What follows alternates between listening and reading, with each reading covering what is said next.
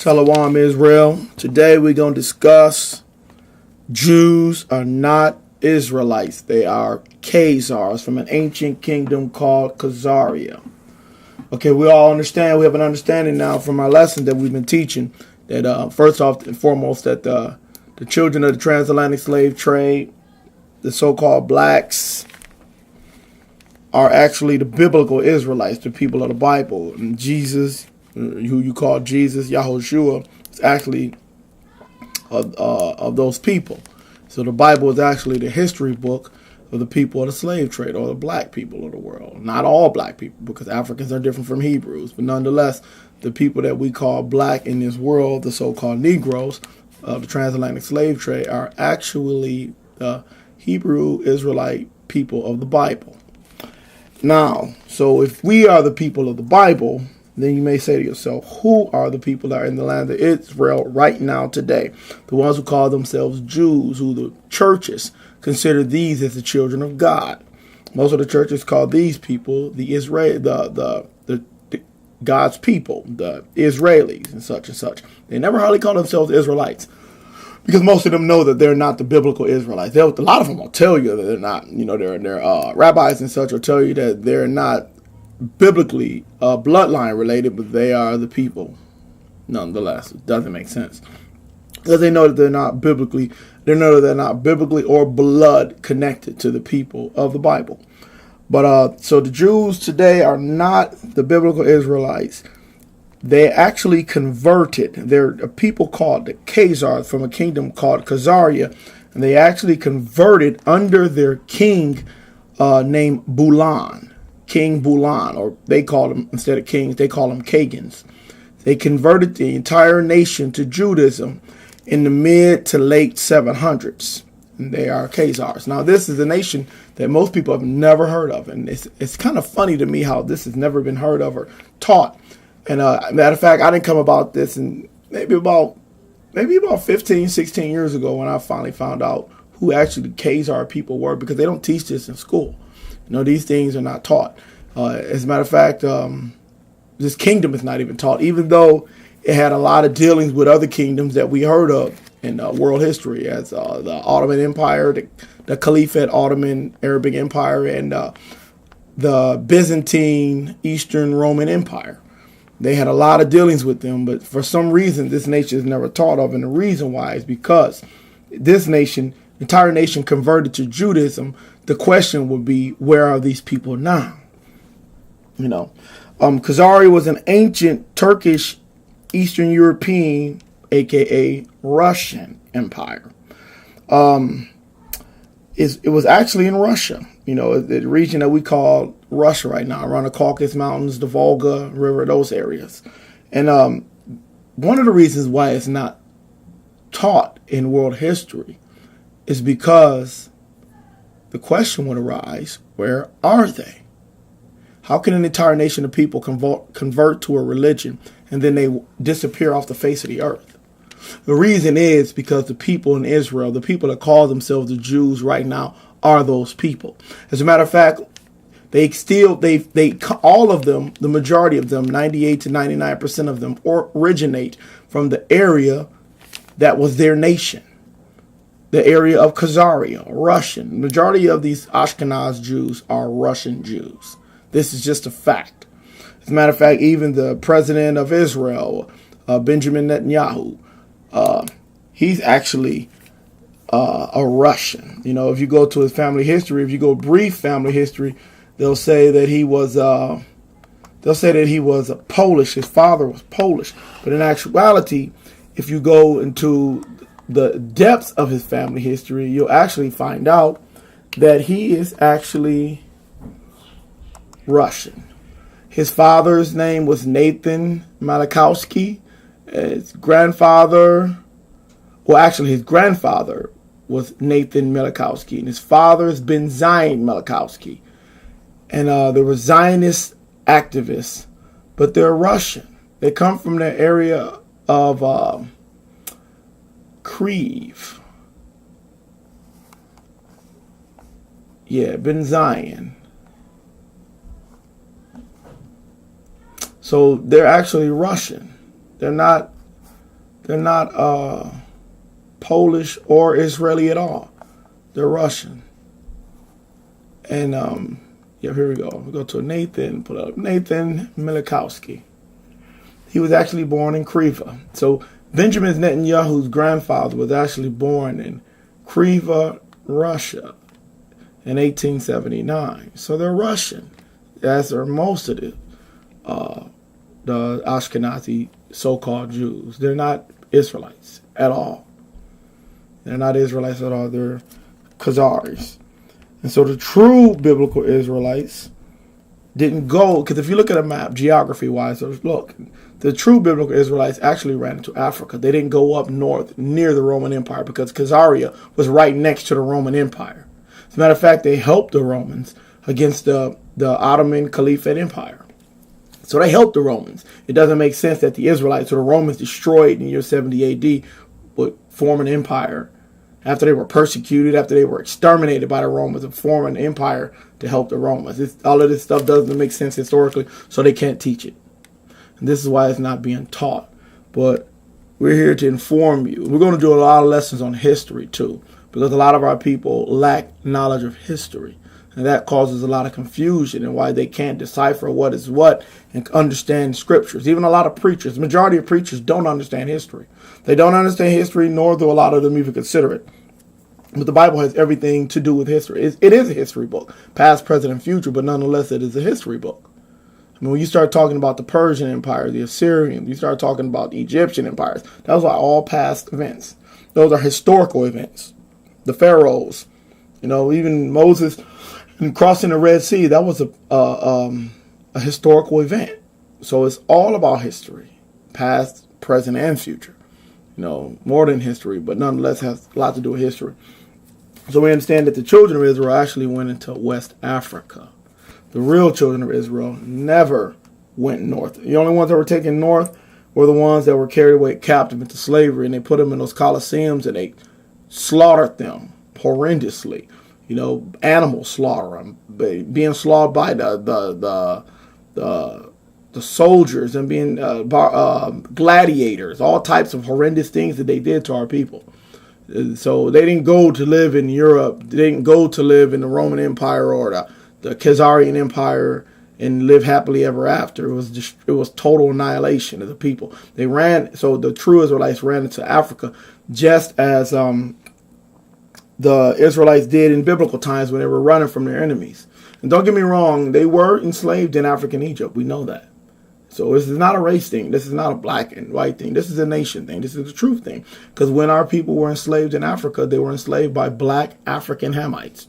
But nonetheless, they ran and hid amongst them in later times when they were being afflicted by European people, because they could blend in. They looked just like the Africans. Like Joseph, and when his brothers didn't recognize him. Joseph's brothers didn't recognize him when they went into, when the famine happened in the land of Canaan, and they went into Egypt to get food, and their brother was the governor of Egypt after they had sold him, and they didn't recognize him. And the reason why they couldn't recognize him is because he looked like the Egyptians. Now we're going to go to Genesis 42. We're going to read verses 5 and 8. Genesis 42, verses 5 through 8. And the sons of Israel came to buy corn among those that came, for the famine was in the land. And the sons of Israel came to buy corn among those that came, for the famine was in the land of Canaan. And Joseph, this is their brother, was the governor over the land.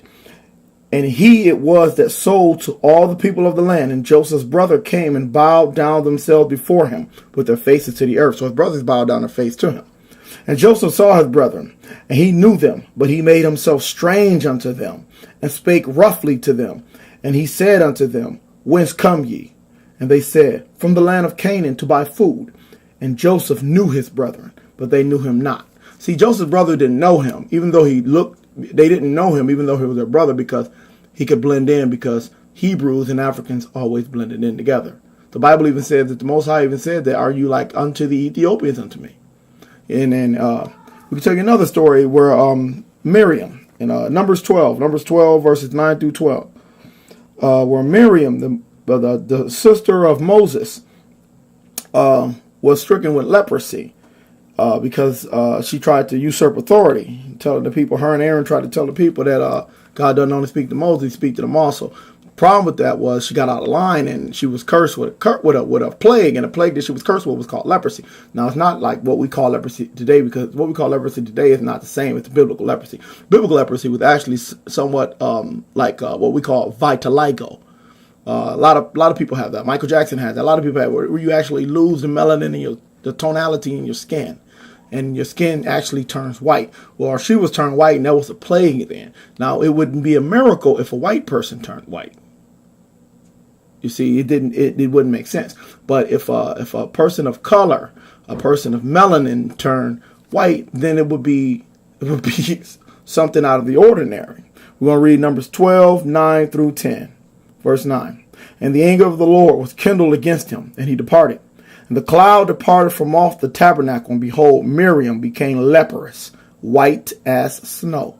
And Aaron looked upon Miriam, and behold, she was leprous. See, so Miriam became a leper, which means she lost the pigment in her skin because of the plague that was put upon her because of her disobedience. So if she was of Caucasian ancestry, then it wouldn't be a miracle. It wouldn't be a big thing because she would already lack melanin. So to lack more melanin, it would be comparing like a white person to like an albino. And a lot of times it's hard to tell the difference, depending on the skin tones. But being that she was a person of color, it was something of awe, Now, it's interesting, like I said, it's interesting that Khazars are never spoken of. But they are the only nation on the face of the earth to convert to Judaism. The only nation in the history of the world to ever convert to Judaism. Like I said before, you will wonder, where did these people go? That's why they can't teach this, because if they teach it, the question would arise, where are they now? How does an entire nation of people disappear? Just like they said, the 12 lost tribes of Israel. There is no such thing as lost tribes of Israel. That's not biblical. They're not lost. They're in captivity. The Bible says that. Christ said they were going to go into captivity. He says that. So they're not lost, and just as well as these people didn't disappear off the face of the earth. They still exist. They still rule the majority of the world today. They're a very powerful people. Now, I'm not speaking anti-Semitism or racism. This is not racist. This is not anti-Semitic. First off, it's not anti-Semitic because I am a Semite. I am a Shemite. It's not Semitic, it's Shemitic. And I am a Shemite. As a matter of fact, I am a Jew. I am an Israelite. Bloodline Israelite. So this is not anti-Shemite. And this is not racist because it's the truth. This is not racist. We're not speaking down about Jewish people or anything as such like that. We're telling you the truth. History doesn't teach you what it doesn't want you to know. But if they teach you of George Washington and Abraham Lincoln, is that racist? No, that's their truth. Nonetheless, it may offend me because those people have my people in bondage.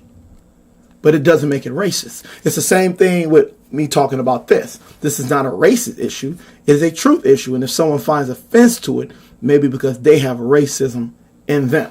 All right, let's get back to what we're talking about. They're the only nation on earth to convert the entire people to Judaism. They didn't convert to Hebrewism that was taught from Abraham, Isaac, and Jacob. They were taught the Babylonian Judaism that happened when the children of Judah were taken captive into Babylon by King Nebuchadnezzar. The religion started. Some of them twisted the religions, just like most religions do when they go into another nation, and they started twisting it and adding in Babylonian aspects. And so you get the true Hebrew faith, which a few kept, but many went on to a Babylonian version of the Hebrew faith, and that's where we get that Babylonian Talmudic Judaism that they have today. That's the religion that the Ashkenaz Jews, the Khazars, were taught. And the funny thing is, like I said earlier, most of them are still found in their ancient land. The ancient land in Russia. That's where they were found at. The majority of the Jews on earth are actually Russian Jews. Like I told you, the prime minister, if you listen to his tone, listen to his voice, he sounds Russian. Listen to it. And that's not even his real name. Like I told you before, that's not their real name. That's not that Hebrew name, Netanyahu. That's not their name. That name he chose has the most highest name in it. Yahoo he is. But that's not the family's real name. The family's real name is Milikowski.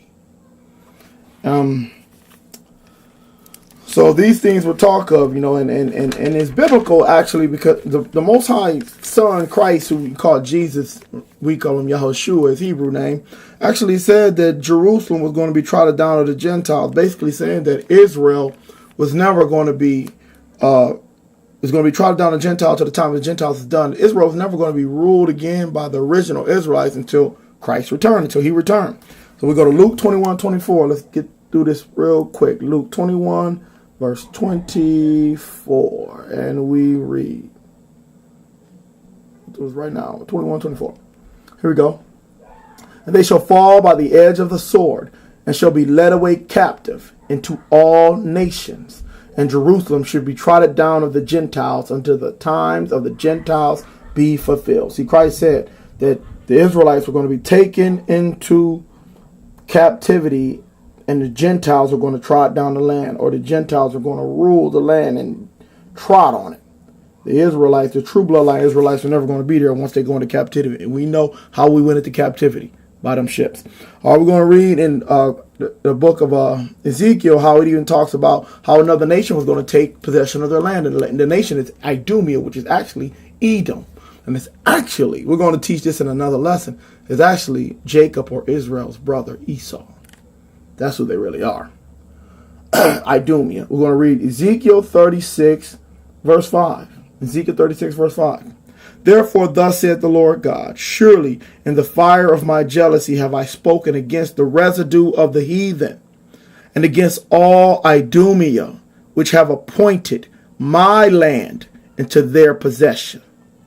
Appointed my land into their possession, with the joy of all their heart, with despiteful minds, to cast it out of prey. Most High is saying, yeah, he ain't forgot. He see what they're doing. He know Idumea is going to take his land, and he'll never forget that. And the Most High is going to deal with that. He said how they appointed the land into their possession with the joy of all their heart.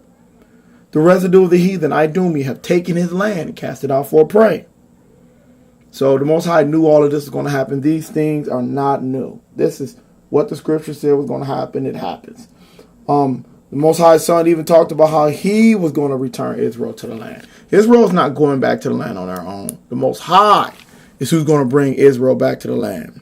Had nothing to do with us, because the Most High was going to strip us of our power because of our ancestors' disobedience. So the land was going to be the possession of the land was going to be given to the other people.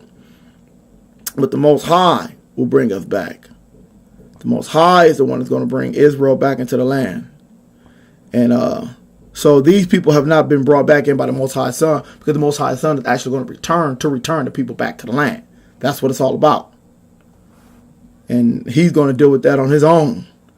But as far as us, we have to wait until his day comes. And we have to be long-suffering, and we have to be obedient and do what the will of the Most High is. Oh yeah, one more thing before we end this part of this session. Christ even talked about a false people, a false Jew.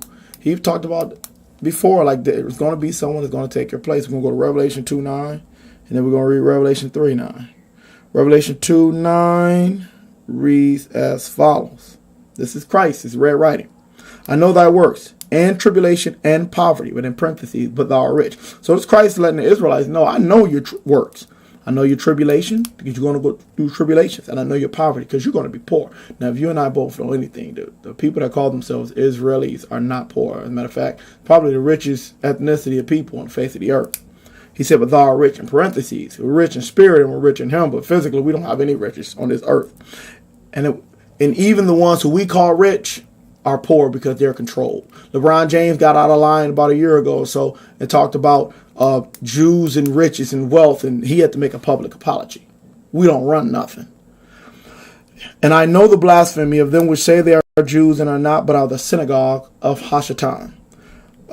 Revelation 3, verse 9. Here we go again. Behold, I will make them of the synagogue of Hashatan, who say they are Jews. Who say they are Jews. Who say they are Jews right now on the earth?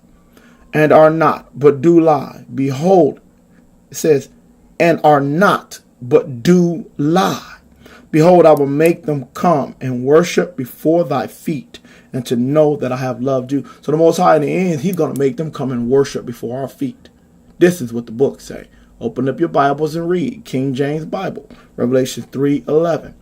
That's letting a lot of people know too. You better get in line, because it ain't about us you're going to deal with. You're going to have to deal with the creator of existence, the creator of the universe. And he says, and to know that I have loved thee, because right now it seems that the true children of Israel are the one people on the face of the earth that the Most High does not love. They seem poor. They seem afflicted.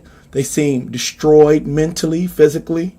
They servants to other people. They're willful servants. They love their oppression. They're destroyed-minded people, but the Most High is going to change all of that. All right, so that's the end of the first part of our lesson about the Khazar kingdom. Because if you have to understand that we are the Israelites, then you have to understand the people who claim to be Israel are not the bloodline people. They are a religious converted people. They are not the bloodline descendants of Abraham, Isaac, and Jacob. They're actually the bloodline descendants of Abraham, Isaac, and Esau. They do not carry the bloodline of Jacob, who the promise went through. Promise went through Jacob and through his 12 sons. But we'll talk about that on a later issue. But that concludes the first part of our series on the Khazars. And shalom.